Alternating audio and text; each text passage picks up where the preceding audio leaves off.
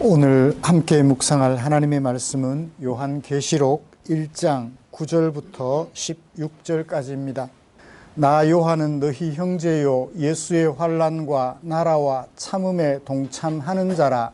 하나님의 말씀과 예수를 증언하였으므로 말미암아 반모라 하는 섬에 있었던. 오늘 함께 묵상할 하나님의 말씀은 요한계시록 1장 17절부터 20절까지입니다.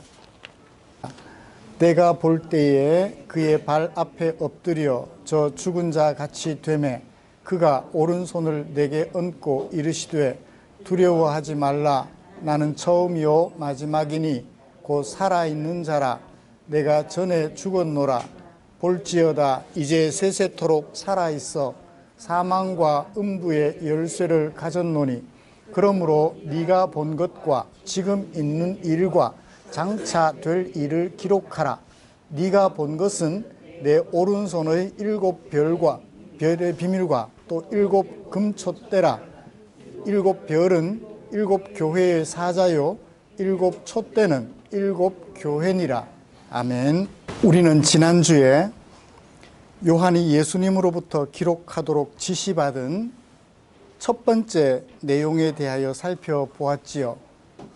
네가 본 것을 써라. 교회에 보내라. 그것은 계시의 말씀을 기록하여 교회에 전하라고 말씀해 주시는 예수님의 모습이었습니다.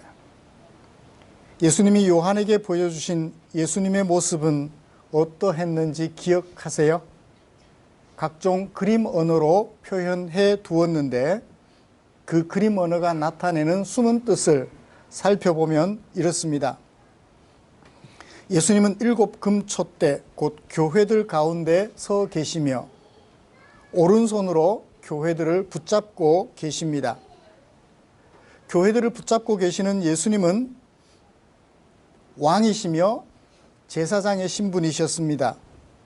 거룩한 영광을 가지셨지요. 한 사람이라도 놓치지 않고 살펴보는 불꽃 같은 눈을 가지신 분이었습니다. 그의 나라는 견고하여 그 무엇도 그의 나라를 무너뜨릴 수 없었습니다. 그의 능력은 놀라우시며 얼굴을 항상 교회로 향하시며 말씀으로 교회를 돌보시는 분이었지요. 우리를 죄에서 구원하시려고 십자가에 못 박혀 죽임당한 예수님. 하나님께서는 그런 예수님을 다시 살려주셨습니다. 그리고 하나님의 보좌 우편에 앉혀주셨습니다. 예수님은 왕으로서 세상을 통치하고 계십니다. 그 중에서도 얼굴을 항상 교회로 향하시고 교회를 지켜보시며 교회를 말씀으로 지휘하시는 분이시지요. 하나님의 말씀에 순종하고 예수님을 증언하는 증언 때문에 유배를 당한 요한에게 찾아와 주셔서 실망하지 않도록 자극해 주신 예수님의 모습을 우리는 지난주에 보았습니다. 여러분, 요한이 본 그 예수님의 모습은 오늘 우리 앞에 서 계시는 예수님과 다르지 않습니다. 요한은 죽음에 이르러서 우리를 떠나갔지만 우리 예수님은 살아 계셔서 오늘도 우리 앞에 서 계시기 때문이지요. 불꽃 같은 눈으로 우리 한 사람 한 사람을 지켜보시며 말씀으로 우리에게 찾아와 주십니다. 지난 한 주간 동안 이른 예수님과 동행하셨을 것이라 믿습니다. 이른 예수님과 동행하려는 우리를 위하여서 하나님께서는 당신의 마음을 성경 속에 고이 담아 두셨지요. 오늘은 그 중에 요한계시록 1장 17절부터 20절 말씀에 담아 두신 하나님의 마음 살펴보려고 합니다. 먼저 우리가 함께 교독한 본문이 어떻게 구성이 되어 있는지 살펴보실까요? 주의 날에 반모라 하는 섬에 머물러 있을 때 요한은 계시의 말씀을 들려주시고 보여주신 예수님을 보았습니다.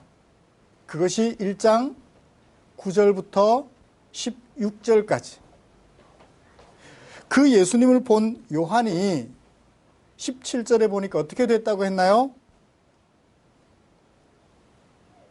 그 발 앞에 엎드러져서 어떻게 죽은 자 같이 되었다. 죽은 자처럼 예수님의 발 앞에 엎드러졌다. 실컷 볼 것 다 보고. 그러니까 기록해뒀죠. 실컷 볼 것 다 보고 그 앞에 죽은 자처럼 엎드러졌대요. 볼 것도 안 보고 엎드러졌으면 요한이 이상한 사람인데 볼 것 다 보고 나니까 엎드러질 수밖에 없었던 거예요. 그 예수님 앞에 굴복할 수밖에 없었던 거죠. 불과 수십 년 전까지만 해도 자기 눈으로 똑똑히 보았던 그 예수님이잖아요. 그때 예수님이 두 번째로 요한에게 명령해 주신 것, 첫 번째 명령도 써서 보내라 하셨다면 이번에는 기록하라. 보내라는 명령은 없지만 기록해서 보내라 하시는 말씀이겠죠.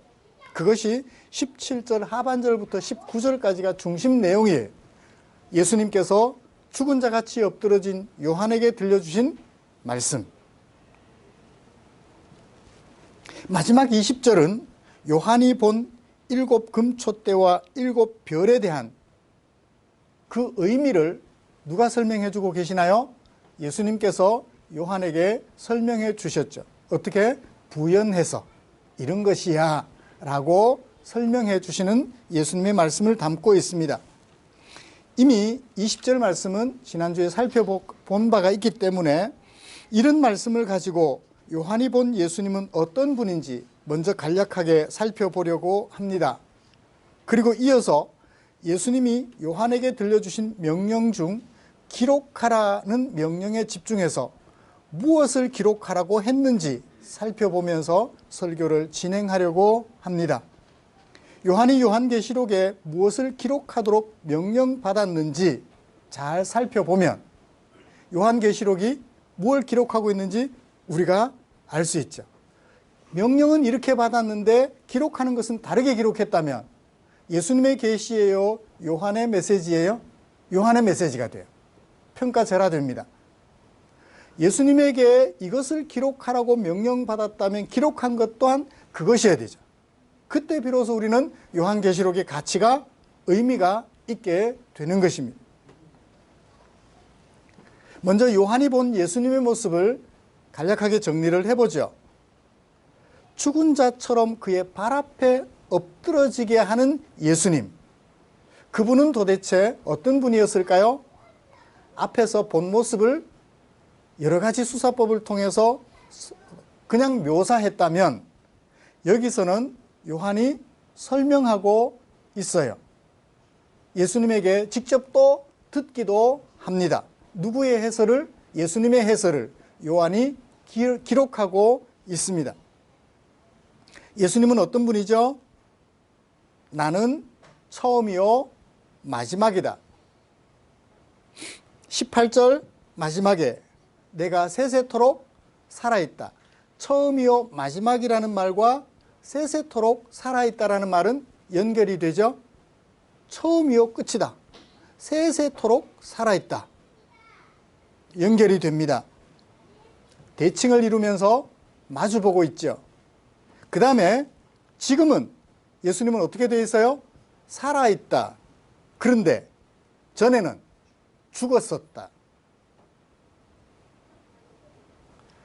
죽었다가 살아나신 분으로서 세세토록 살아계시는 분.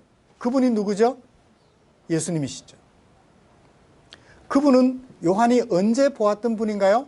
수십 년 전에 보았어요. 요한계시록이 약 90년경에 기록이 되었다면 AD 33년, 약 60년 전쯤에 두 눈으로 똑똑히 보아서 함께 지냈고 부활하셨을 때 그 모습도 그대로 지켜보았습니다.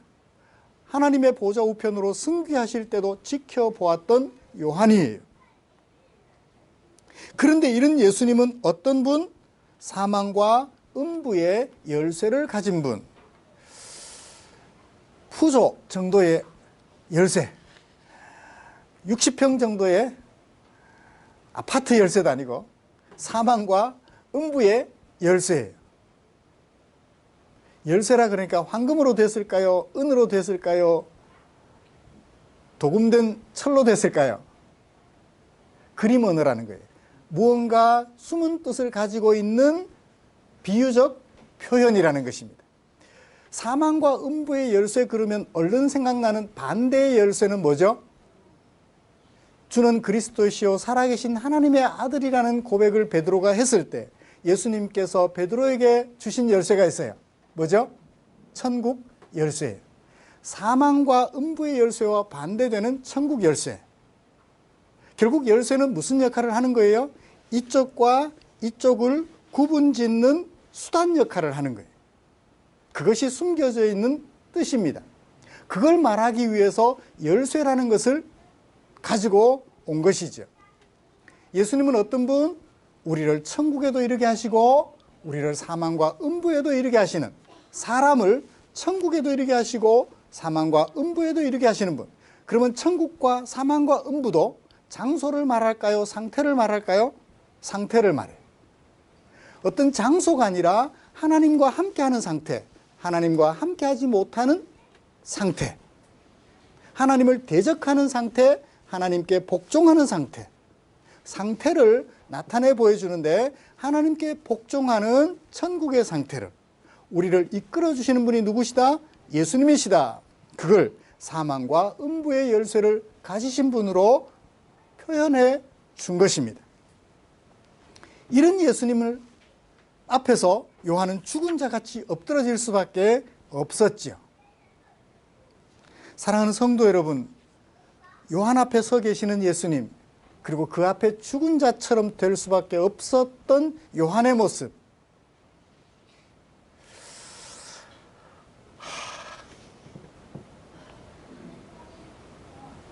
오늘 우리 사람들은 너무 교만한 것 같아요. 요한은 어떻게 됐다고요? 죽은 자처럼 그 앞에 엎드러질 수밖에 없었다고.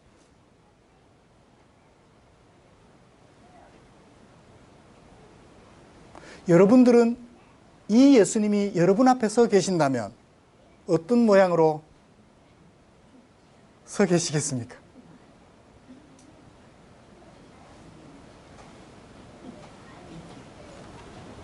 이 예수님이 여러분 앞에 서 계신다면 여러분은 어떻게 하시겠어요?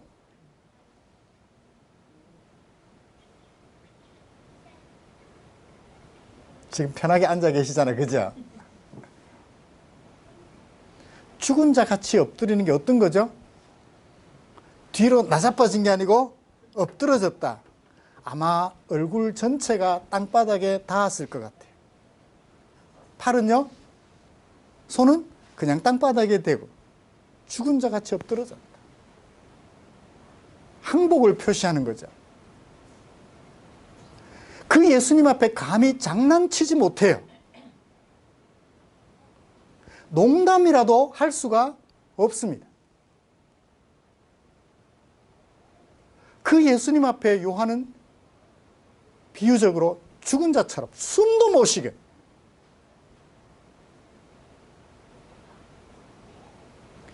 우리의 마음속에 요한이 가졌던 이런 마음가짐 있나요? 하나님 앞에서, 예수님 앞에서 서 있는 내 모습.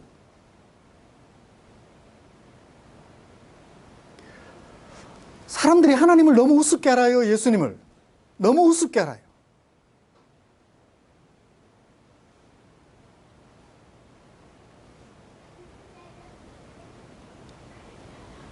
또 한마디 더 하면 또 마음 아플 것 같아서 이 정도에서 멈추겠습니다. 여러분, 우리의 마음가짐은 어때요? 그런 사람들은 그런 사람들이라 하더라도 오늘 우리의 모습을 살펴보았으면 좋겠어요. 주님 앞에서 여러분들의 마음가짐은 어떠한가요? 사망과 음부의 천국에 들어갈 길을 좌우하실 수 있는 유일한 구원자요, 유일한 심판자이신 예수님 앞에서 우리가 가지고 있는 마음가짐, 그 자세, 요한 앞에서 한 번쯤 생각해 보게 됩니다. 이런 예수님께서 우리 사람들을 사망과 음부, 하나님을 대적하여 자기들끼리 싸워서 지옥처럼 만들어가는 그 세상에 내버려 두실 수도 있고, 하나님께 순종하여 서로 사랑하며 살아가는 하나님 나라에 이르게도 하실 수 있는 분, 그분 예수. 그 예수님께서 성도들을 위하여, 그리고 요한을 위하여 요한에게 보여주시고 기록하라고 말씀해 주신 것은 무엇인지 이제 살펴보십시다. 19절, 그러므로 내가 이런 사람이니, 내가 이런 하나님이니 내가 네게 명령하는 것 꼭 기록해라. 왜? 그 일을 이루실 분이시니까.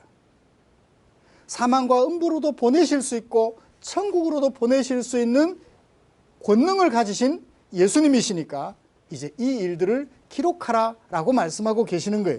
세 가지를 기록하라고 합니다. 무엇이에요?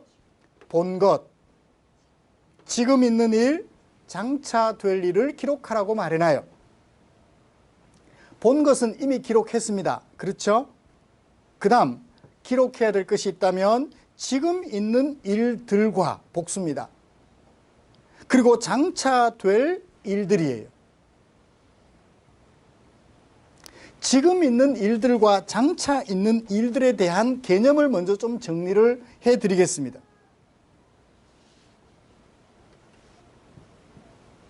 사실 지금이라는 말은 없어요. 그냥 현재형으로 일어나고 있는 일들, 일어나고 있는 일들.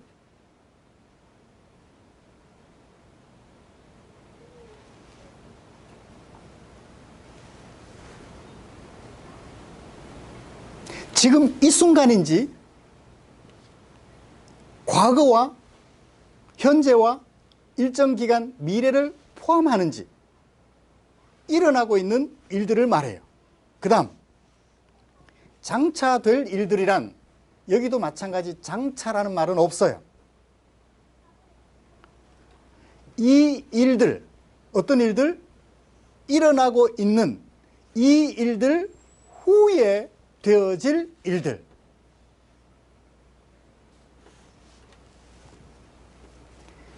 그러니까 두 가지로 구분돼요. 지금 일어나고 있는 일들, 또 앞으로도 일어날 일들, 일어나고 있는 일들. 그 다음에 일어나고 있는 일들이 끝난 후에 일어날 일들. 되죠? 이 두 가지를 기록하라고 말씀하셨어요. 요한이 요한계시록에 기록한 것은 이미 본 것은 1장에 다 기록해놨어요. 2장부터 앞으로 기록할 일들은 지금 일어나고 있는 일들, 지금 일어나고 있는 이 일들이 끝난 후에 일어날 일들을 기록할 거예요. 만약 요한이 이것 외에 다른 것들을 기록하면 그것은 예수님의 계시라고 1장 1절에서 말한 그 내용이 틀린 것이 되는 거예요. 요한은 거짓말쟁이가 되는 거예요. 분명히 1장 1절에서 예수님의 계시라고 말해놓고 예수님의 계시를 기록하지 않고 자기 메시지를 기록하고 있다면 요한은 거짓말쟁이가 되는 거예요. 예수님의 계시라고 하는 말을 빼야죠. 자, 그러면 예수님께서 요한에게 기록한 일들 구분되셨나요? 정의. 옛날에도 있었고 지금도 있고 앞으로도 일어날 어떤 일들. 어떤 일들? 이 일들, 일어나고 있는 이 일들이 끝난 후에 될 일들. 그걸 기록할 거예요. 자, 이걸 어떻게 분류할 수 있을까요? 요한계시록 전체를 정리하고 나서 제 머릿속에 든 세 가지. 첫 번째는 시간적으로 보는 거예요. 시간적으로 구분해 보는 것입니다. 일어나고 있는 일들과 일어나고 있는 이 일들이 끝난 후에 일어날 일들을 시간적으로 보는 거예요. 1장 3절을 보십시오. 예수님의 계시, 이 예언의 말씀을 읽는 자, 듣는 자, 그 가운데 기록한 것을 지키는 자, 수신자들이 지키고 있었을까요? 안 지키고 있었을까요? 지키고 있기는 한데 뭔가 부족해요. 그래서 이 요한계시록을 쓴 거예요. 듣고 읽고 지켰으면 좋겠다는 거예요. 왜요? 때가 가까웠기 때문에. 여기 이 때에 집중해 보십시다. 가까웠다라는 얘기는 왔다는 얘기예요? 아직 안 왔다는 얘기예요? 안 왔다는 얘기예요. 가까웠지 지금 이미 온 건 아니에요. 그러면 이 때는 무슨 때를 말할까요? 7절을 말하는 거죠. 7절에 뭐라고 되어 있나요? 볼지어다 그는 누구? 요한의 입장에서 볼 때 예수님. 예수님이 구름을 타고 오시리라. 각 사람의 눈이 그를 보겠고, 각 사람이 그를 보는데 찌른 사람은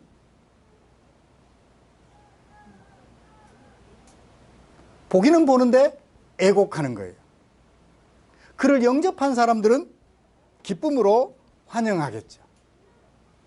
예수님이 다시 오실 약속대로 다시 오시는 그때가 가까웠기 때문에 그때까지 뭐 해라? 읽고 듣고 지켜라고 요한계시록을 기록한 거예요. 그렇다면 일어나고 있는 일들과 일어나고 있는 일들이 끝난 후에 될 일은 분기점이 뭐죠? 시간이에요.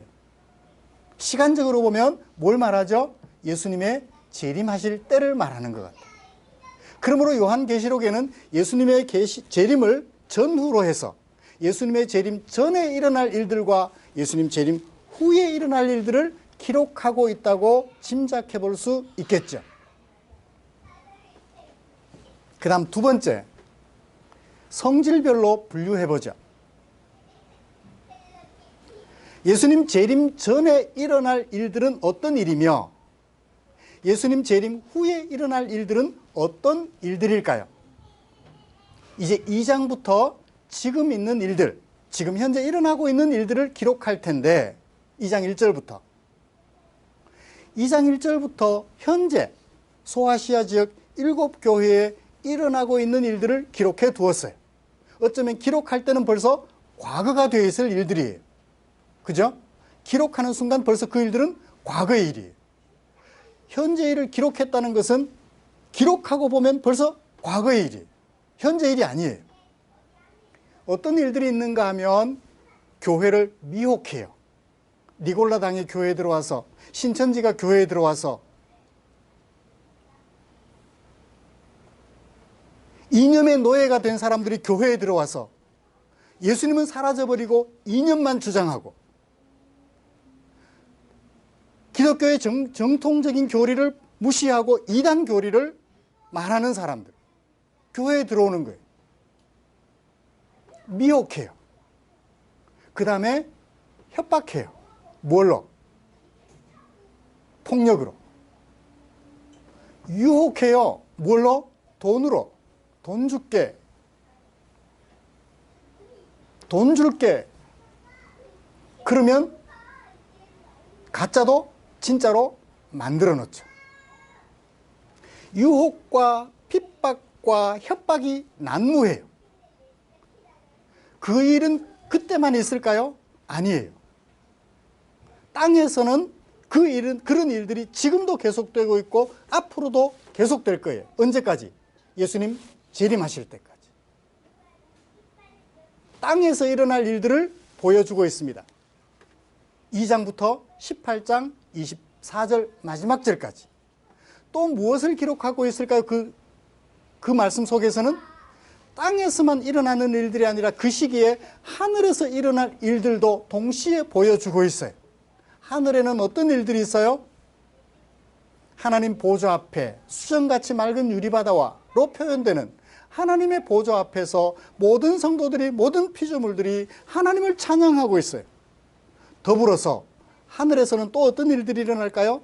땅에서 일어날 일들을 하늘에서 예비하고 있어요. 그래서 2장부터 마지막 18장 24절까지는 하늘에서 일어날 일들과 땅에서 일어날 일들이 동시에 병행적으로 기록되고 있어요. 땅에서 일어날 일들은 어디서 준비돼 가지고? 하늘에서 준비돼 가지고. 땅으로 막 쏟아지는 거예요. 그때를 활용하기 위해서 출애굽 시대 애굽 왕 바로에게 내렸던 하나님의 징벌을 기록해요. 활용해요. 하나님께서 애굽 왕에게 10가지 징벌을 내리시는데 심판이 아니었어요. 심판이라면 하나님의 능력이 10번까지 가야 될 이유가 있나요? 한 번으로 끝내버리시면 되지. 10번씩이나 애굽 왕에게 징벌을 내리시는 이유는 반복해서 나타나는 목적이 있어요. 애굽 왕이 하나님이 여호와인 줄 알고, 하나님이 여호와인 줄 알고 이스라엘 백성들을 내보내며, 이스라엘 백성들은 애굽 왕 밑에 있지만 우리는 하나님의 백성이라는 사실을 증언하며 증거하며 살아가는 삶을 살도록 10가지 징벌을 차례대로 내리셨던 거예요. 하나님은 10번이나 기회를 주신 것이죠. 10번이나 기회를 줬는데도 애굽 왕 바로가 어떻게 해요? 안 들어요. 그래서 하나님이 마지막으로 장자를 치십니다. 장자를 친다는 얘기는 전부를 친다는 것과 같아요. 마지막 최종적으로 애굽 왕을 심판했을 때야 비로소 애굽 왕이 항복하고 이스라엘 백성들을 내어놓게 되는, 그것을 메타포, 은유적으로 활용해요. 그러므로 이 땅에 일어난 모든 일들은 하늘에서 준비가 되어졌고, 애굽 왕 바로에게 일어났던 일들이 하나님께서 준비하셔서 내리셨던 것처럼 하늘에서 모든 것들이 준비되고 그것이 땅에서 펼쳐지는 일이 병행적으로 하늘에서 준비되고 땅에서 일어나고, 하늘에서 준비되고 땅에서 일어나고, 하늘에서 준비되고 땅에서 일어나는 일들을 18장 24절까지 병행적으로 말씀해주고 있어요. 그게 뭐라고요? 지금 일어나고 있는 일들 성질별로 분류해보니까 그렇더라고요. 그러면 장차 이 일들 후에 될 일은 19장 1절부터 2가지 일이 일어납니다. 어떤 일들이 일어나느냐 하면, 하나는 유황불 타는 못에 던져져요. 하나님을 대적하고 짐승의 표를 받았던 사람들, 지금 있는 기간 동안 예수님 재림 전까지 짐승의 표를 받았던 사람들은 유황불 타는 못, 어디에 던져지고, 오늘 말씀에 하면 사망과 음부에 던져지고, 그래서 둘째 사망이라 그래요. 그 다음에 어린 양의 혼인잔치를 기다렸던 성도들은 혼인잔치에 들어가서, 혼인잔치를 했으면 어디로 가야 돼요? 신혼집으로 가야 되죠. 신혼집을 거룩한 성 새 예루살렘, 새 하늘과 새 땅으로 표현된 그곳에 들어가서 언제까지? 세세토록 살아간다. 분리죠. 유황불 타는 못에 들어가는 사람, 어린 양과 혼인하여 혼인집으로 들어가서 사는 사람들, 19장 1절부터 분류가 돼요. 성질별로 분류해보니까 지금 일어나고 있는 일들, 이 일들이 끝난 후에 될 일들 구분이 돼요. 마지막으로 세 번째, 기간별로 분류가 가능해요. 지금 있는 일들은 기한이 정해졌을까요? 기한이 안 정해졌을까요? 예수님이 재림하신다 그랬으니까 재림하실 때까지 기한이 정해져 있어요. 예수님이 재림하신 이후의 기한은 정해져 있을까요? 안 정해져 있을까요? 안 정해져 있어요. 그래서 요한계시록에 시간을 나타내는, 기간을 나타내는 중요한 부사가 한 가지 있습니다. 세세토록이라는 거예요. 세세토록. 예수님은 세세토록 살아계시는 분이세요? 잠시 살아계시는 분이세요? 세세토록 살아계시는 분이세요. 재림 이후에 뿐만 아니라 재림 이전에도 하나님은 처음과 끝이시라. 세세토록 살아계시는 예수님이세요. 그러므로 재림 이후에는 그 일들이 재림 이후부터는 세세토록 분리가 된 상태로 계속될 거예요. 그 다음에 이 세세토록 예수님 재림 이후에 될 일 앞에는 기한이 정해져 있습니다. 그런데 그 표현들이 좀 달라요. 어떻게 표현하느냐 하면 1260일 동안, 42달 동안, 같은 거예요? 다른 거예요? 42달과 1260일은 같은 걸까요? 다른 걸까요? 같은 것에 대한 다른 표현이에요. 1년 360일 잡고요. 계산해 보시면 42달이 딱 나와요. 얼른 암산 빠르신 분들은 할 수 있을 거예요. 42달 1260일. 그 다음에 또 다른 표현이 있어요. 한때, 두때, 반때. 때를 연으로 계산하면 한때, 두때, 반때, 3년 반. 42달은 연으로 치면 얼마나 돼요? 3년 반이 돼요. 그 다음에 또 다른 표현이 있습니다. 이거는 같은 것에 대한 다른 세 번의 표현이라면 전혀 다른 기간을 나타내는 표현이 하나 있어요. 5달 동안이라는 게 있어요. 자, 그것이 5달 동안이든 42달이든 1260일이든 한때, 두때, 반때든 뭐가 정해져 있어요? 기간이 정해져 있어요. 또 하나 있어요. 1000년이라는 거예요. 1000년 또 기간이 정해진 거예요? 기간이 안 정해진 세세토록이에요? 기간이 정해진 거예요. 1000년이라는 기간은 정해진 기간이에요. 1000년 동안. 1000년이 끝난 후에. 자, 그러므로 이런 시간을 나타내는, 기간을 나타내는 용어들을 분류해 보니까 기간이 정해져 있는 때와 기간이 정해지지 않은 영원한 때로 구분이 될 수 있어요. 그러면 일어나고 있는 이 일들은 기한이 있어요? 없어요? 기한이 있어요. 그게 3년 반이라도 괜찮고 42달이라도 괜찮고 5달이라도 괜찮고 1000년이라도 괜찮고 1260일이라도 괜찮아요. 기한이 정해져 있어요. 여러분 어떤 어려운 일들을 당할 때 기한이 정해져 있으면 감당하기가 쉬워요? 힘들어요? 기한이 정해져 있지 않으면 힘들 때 감당하기가 어려워요. 그래요. 우리 예수님 때까지 기한은, 재림 때까지 기한은 정해져 있습니다. 그게 42달로 표현했던 1260일로 표현됐던 한때, 두때, 반때로 표현됐던 5달 동안으로 표현됐던 1000년으로 표현됐던 어떻든 기한이 정해져 있어요. 그러므로 우리는 그 기간 동안 협박과 핍박과 미혹 앞에서 짐승의 표를 받고 짐승을 경배하지 아니하며 하나님을 경배하며 살아갈 수 있겠죠? 기한이 정해져 있어요. 개인적으로는 언제까지? 고작 우리를 괴롭혀봐야 우리가 숨을 거두면 더 이상 못 괴롭히잖아요. 그죠? 개인적으로 죽으면 더 이상 괴롭힐 수가 없어요. 미혹할 수 없어요. 죽은 사람이 돈 준다고 벌떡 일어나나요? 아마 일어날 것 같아. 오늘 사람들을 보면 돈 준다 하면 그냥 죽은 사람도 벌떡 일어날 것 같아요. 이 세상의 미혹은 그만큼 강하다는 얘기입니다. 참아낼 수 있어요. 듣고 읽고 지켜낼 수 있어요. 그렇게 힘들게 듣고 읽고 지켜내면 때가 가까운 그 때가 왔을 때, 그때부터 우리는 언제까지? 세세토록 그리스도의 제사장으로서, 지금도 그리스도의 제사장이지만, 그리스도의 제사장이라는 말 어디 나와요? 1장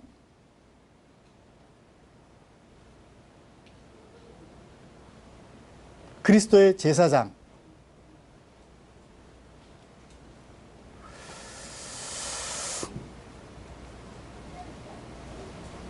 갑자기 보니까 6절인가요?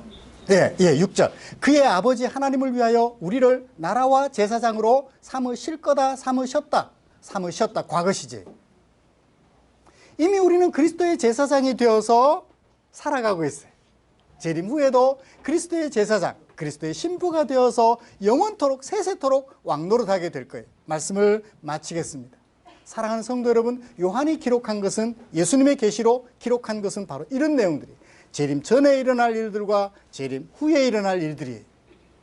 일어날 일들을 알게 해주는 게 목적인가요? 듣고 읽고 지켜 살아가게 하는 것이 목적인가요? 듣고 읽고 지켜 살아가게 하는 것이 목적이에요. 앞으로 무슨 일이 일어날까? 그거 크게 신경 쓰지 마세요. 알면 도움이 되겠지만 그거 신경 쓰다 보면 정작 오늘 내가 듣고 읽고 지켜야 될 하나님의 백성으로서, 그리스도의 제사장으로서 살아갈 삶을 못 살아가요. 계시록을 강의하시는 분들 보면 앞으로 일어날 일들을 설명하는데 혼신의 힘을 기울여요. 오리무중이에요. 그러니까 불안해지고 막 무슨 공포 영화 보는 것 같고. 아니에요. 요한계시록은요 너무 쉬워요. 결국 우리에게 듣고 읽고 지켜서 그리스도의 제사장으로서 오늘을 살아가도록, 언제까지?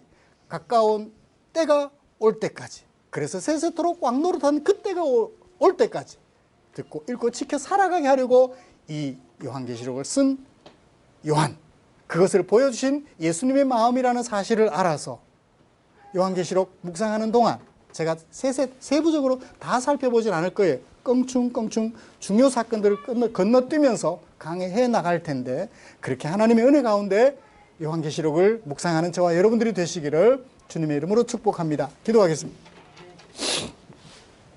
하나님 아버지 고맙습니다. 오늘 요한이 예수님에게 받아서 기록해준 이 요한계시록을 함께 묵상하면서 오늘 이 엄혹한 시대에 우리가 하나님의 백성으로서 그리스도의 사상으로서 어떻게 살아야 할지 한번 마음속 깊이 정리해 보고자 합니다. 베드로가 이런 메시지를 전해줬다면 요한은 이런 메시지를 오늘 우리들에게 전해주셨을 텐데, 요한이 우리에게 들려주시는 메시지, 예수님이 요한을 통하여 우리에게 들려주시는 메시지에 귀를 기울이고 들을 수 있게 주께서 은혜 내려 주시옵소서. 예수님의 이름으로 기도드립니다. 아멘.